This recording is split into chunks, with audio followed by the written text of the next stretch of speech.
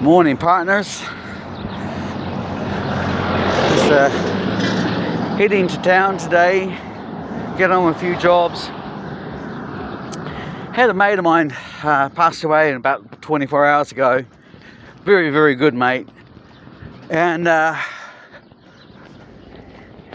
it's made me think a lot about today in the world. And we see people die all the time. And in fact, it's like if network news wouldn't survive if we didn't do so well at dying. And it just got me thinking a bit. And that, we live in a world, we've all got different viewpoints. Some of us are left wing, some of us are right wing, some of us are just trying to get through life and pay the bills and put food on the table, and we don't really have a lot of time to deal with politics because we're just trying to get on with it. And suddenly we're being dragged into all these affairs where we're meant to have so many powerful opinions about so many things, and if you don't have the same opinion, what's happening is that we're all being forced into bubbles, and so that by bubbles that we can be basically picked off one by one.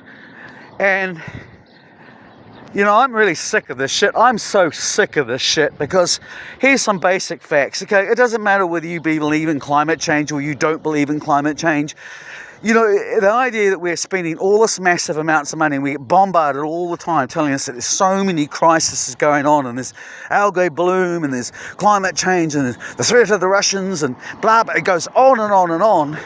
And yet you're going, well, if this is the case, do you really think the amount of money that we are spending every freaking year on weapons is such a good idea? Or how do you think, with all the knowledge we know about, like for example, you look at the boat we lost in Samoa, and that boat, now they've paid out $6 million to the Samoan government to cover the ecological consequences of it, and that's probably nowhere near the estimate of the damage that'll cost in terms of repairing that ecosystem. And I've had brothers who've dived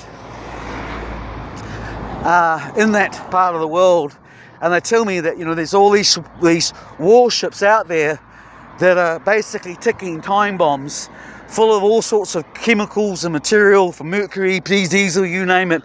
And basically nobody wants to clean them up because it's so expensive, so they just leave it there to go tick, tick, tick, tick, tick, and do more damage. And now we're living in a world where we're going to go, hey, yeah, cool, let's have another war,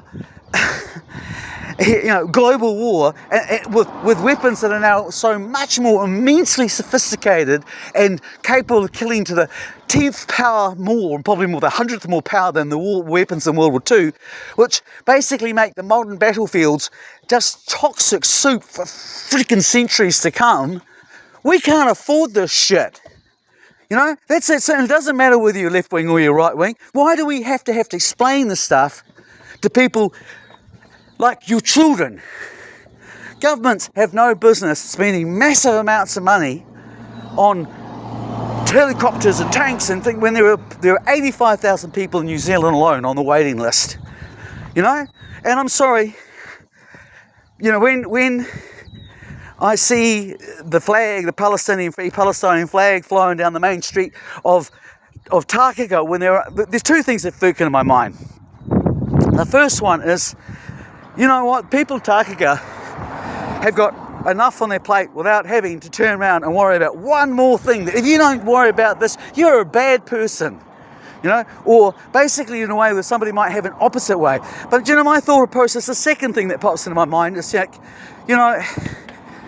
would like to get through, if any Israeli people are listening, is the fact that we now know from the very top, it's actual factual record. It's very, very quietly said, but it's actually no longer deniable that on that event of October the 7th, there was a stand down whereupon basically people were not rescued, and then furthermore orders were given for Israeli tanks to fire upon Israeli people.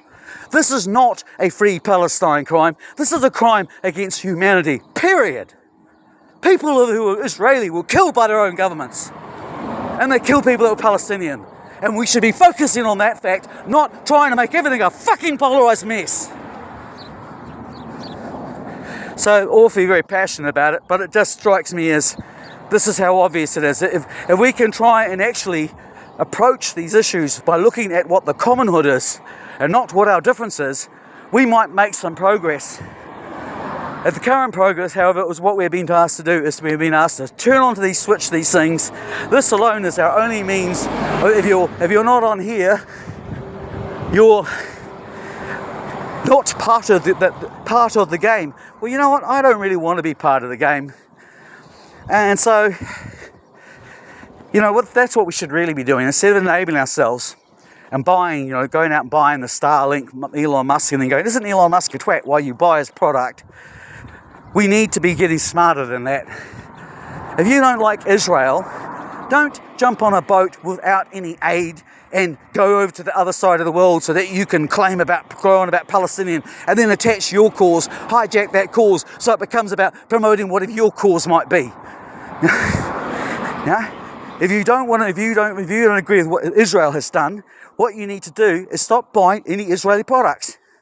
That's going to have more impact on their wallet than showboating. And as I said, it's also not lumping in people who are victims of their own government, because this is what's going on too much. Every time somebody's like, oh, you're on that, you're the problem. No, you're not. 9 times out of 10, the people who might support Trump, they are victims as much as you are. I know that seems kind of crazy, but here's my logic. Voices turned on to Trump because of the neoliberalism system created a vacuum which alienated and disenfranchised a lot of people. And from that, this is what created Trump. And there's all very well going to say tomorrow, oh, you know what, let's get rid of Donald Trump. Well, not that I'm entirely opposed to the idea, but the point is, what are you going to replace it with? Are you going to replace it with another government that's going to send your boys to go off to do fighting in foreign fields for somebody else's freaking corporate money profit so that they can have a great huge big palace, when at the end of the day it doesn't matter whether it's a paper cup or a crystal cup? When we're just nuts, we're stupid, we bow down to these massive ideas that are bigger than us, and we let them control us, when in actual reality is we only live, if we're lucky, 8-9 decades on this planet. And we need to focus on those things and make sure the things that are essential to us. Anyway, that's my rant today. And I'm doing this because my buddy Jason, he was a very, very good man. And we had lots of very good road trips. And he was a very good musician and very passionate. And I think, quite frankly, we need a bit more of that. We need a bit more passion. And we need a bit more, trying to find solutions instead of just trying to fucking rip each other apart. Have a good day, everybody.